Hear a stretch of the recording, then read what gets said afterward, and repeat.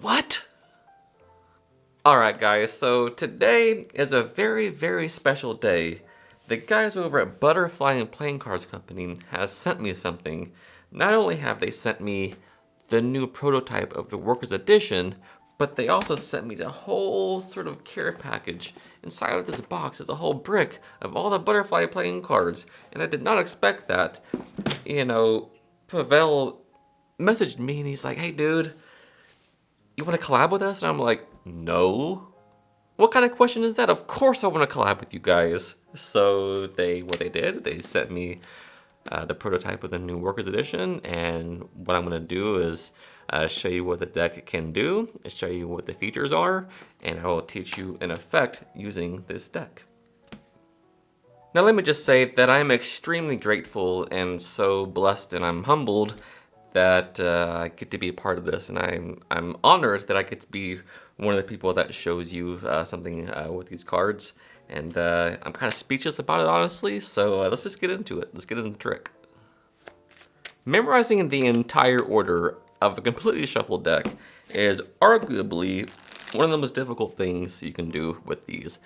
However, there are certain, techniques and mnemonics to help you out along the way.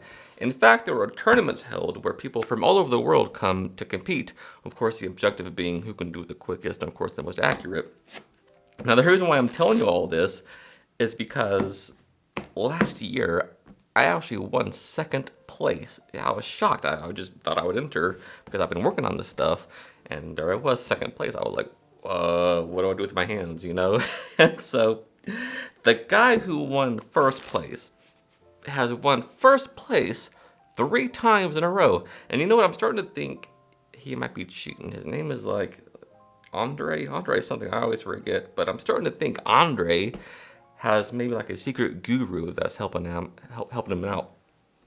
Cheater. All right. Anyway, I think I'm gonna beat him this year because I've been working on a new technique that's never been done before, and I think with this new technique I'm gonna beat him, and nobody knows I'm working on it either. So for the first time, I'd like to show you that technique. So don't tell anybody. Keep it on the down low. All right. So what happens is we do the half and half demonstration for you right now, and so we take about half the deck, and in 3 seconds or less, I have to memorize half the deck. All right, so here we go.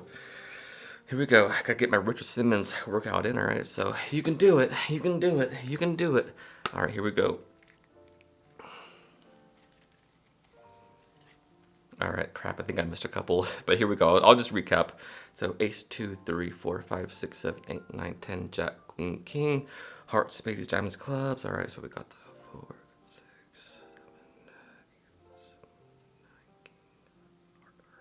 All right, I think I've got it, minus maybe a couple, but we'll see how it goes. All right, so as per the rules, and this is what really happens in the tournament, I have to turn away. And then the person, somebody take a card from this half and then put it back over here in this half. All right, so I'll turn away, I won't look, and somebody just takes a random card from this half, just maybe it's that card, so remember that card there, goes in the middle over here, just like this. Packet gets squared up, just so nobody can know what happened.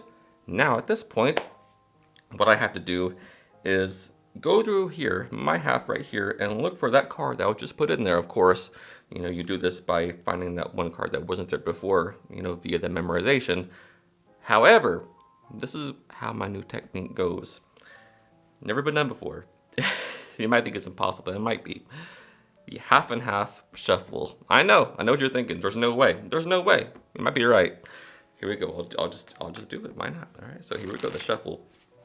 Now, obviously, this is going to make things very, very difficult, if not totally and completely impossible. Why did I just do that? I really want to impress you. All right. So here we go. As per the half and half technique, we got to get about half the cards off. So, in fact, the person who chose the card can choose how many cards we take off. So just say stop anytime. Maybe right there is fine. All right, so here we go.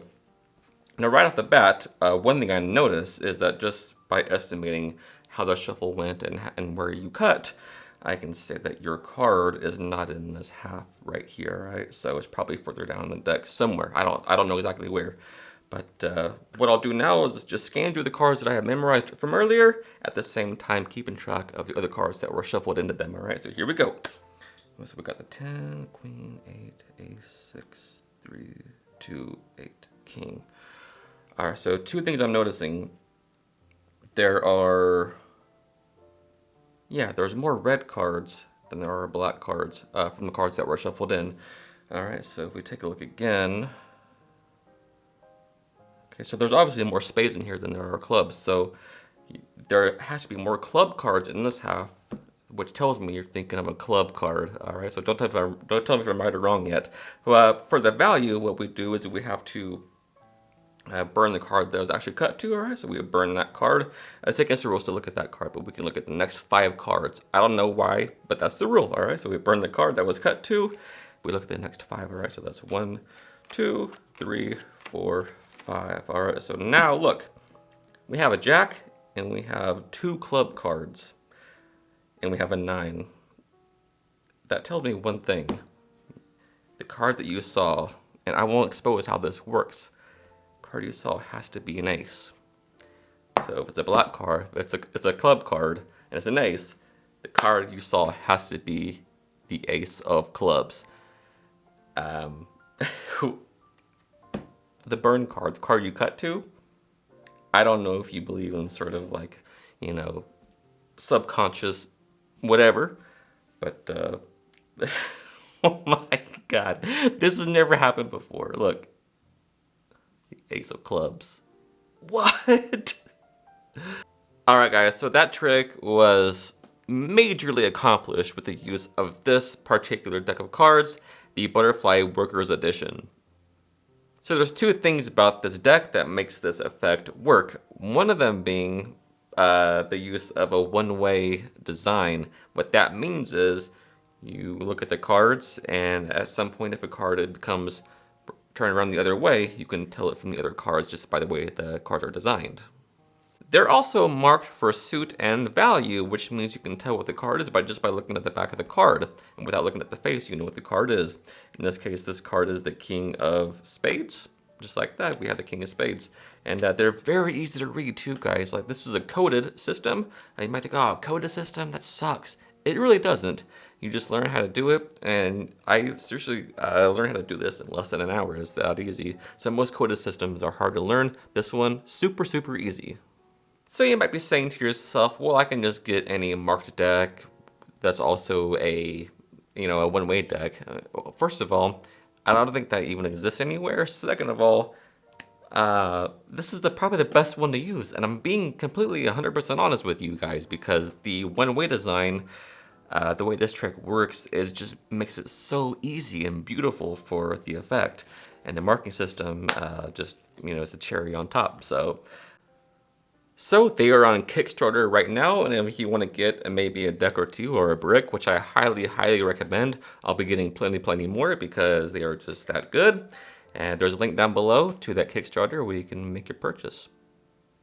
All right, you've waited long enough, so let's learn how to do this trick.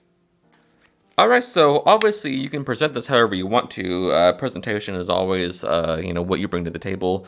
The script that I came up with Andre and stuff is he actually won on Fullest 3 times. He fooled Penn and Teller 3 times in a row. So that's my inspiration behind that. And his whole presentation that he has a guru. He eats bugs. And it's really fun to watch. You should definitely check that out. But, if the whole deck memorization theme isn't your thing, you can always just do maybe a mind reading theme, or, a divination or impossible, challenge location. It's whatever you want to do to it. But I'm just going to show you the, how to do the handling and the mechanics and what you have to do to find the card. All right. So like I said, for this trick to work, you need a couple things. You need a marked deck, obviously, which this is, and you need a one-way back design, which this is. So it's a 2-in-1 combo, which I really love. And like I said before, this Butterfly deck, the Workers Edition, is the best one you can get for this. So the principle that makes this work is really old. It's by Theodore Ranneman, and it's called A Card is Found Once More, and it's from his little booklet, Shh, It's a Secret. Anything by Animan is a gem, and in fact, this Dover edition of Animan's Card Magic is readily available. You can find it pretty much anywhere, Amazon, eBay, stuff like that. I highly recommend it because, like I said, they're all gems, and it's worth reading. So since this is a one-way design, what needs to happen is the card needs to be reversed and placed in the deck in order for you to find it. Now, a subtle way to do that from Animan comes from that principle like I said earlier. And so what he says in the book is that you need to cut the deck and some way reverse one of the halves. All right, so how do you do that?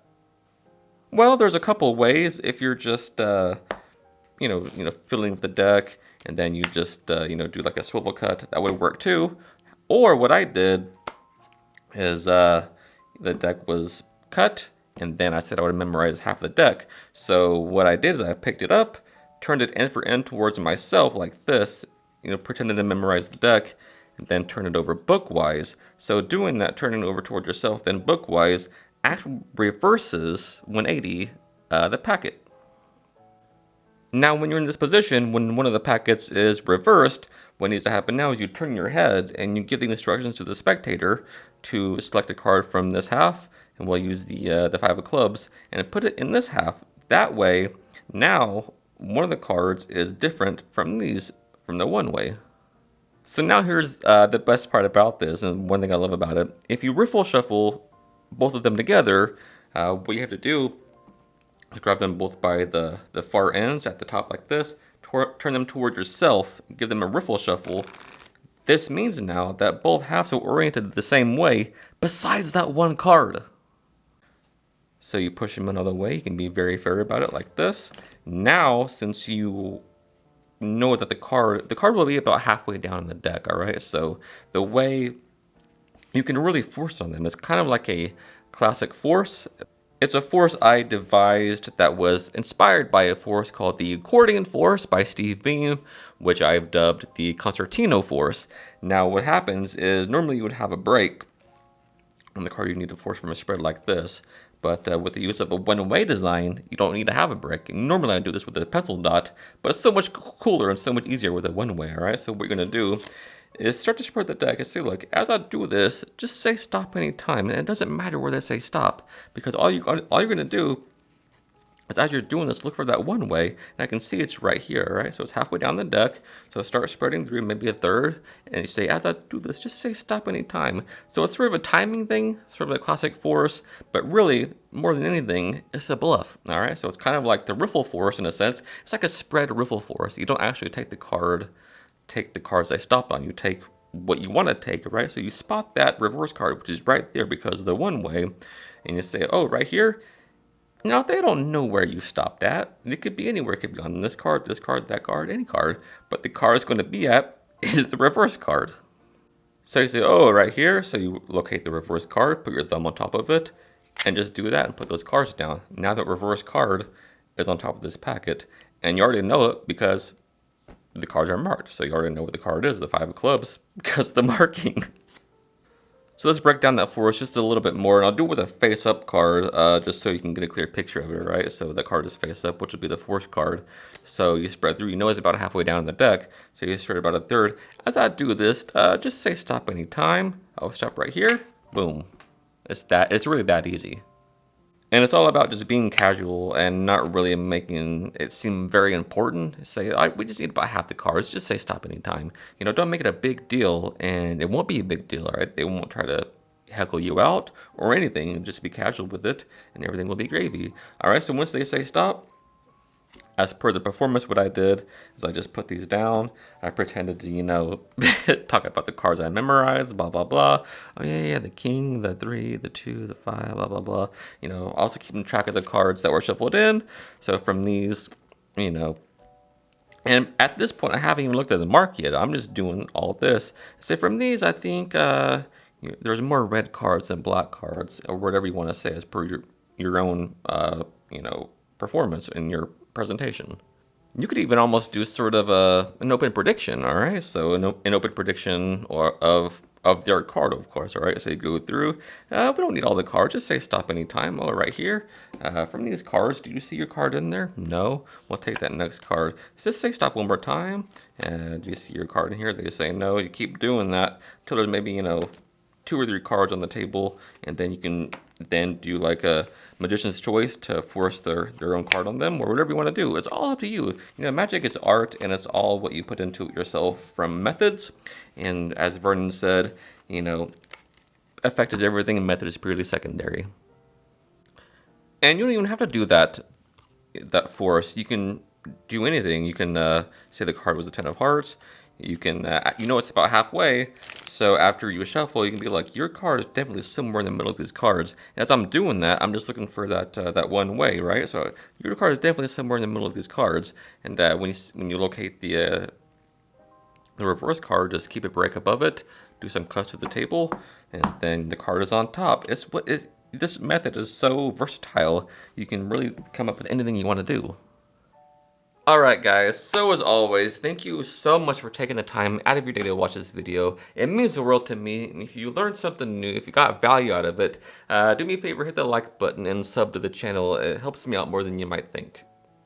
And once again, thank you so much, Butterfly Playing Cards. This means the world to me, it really does, and I'm so blessed, and it made my day, made my year. I'm speechless. Until next time, happy practicing. I love you guys.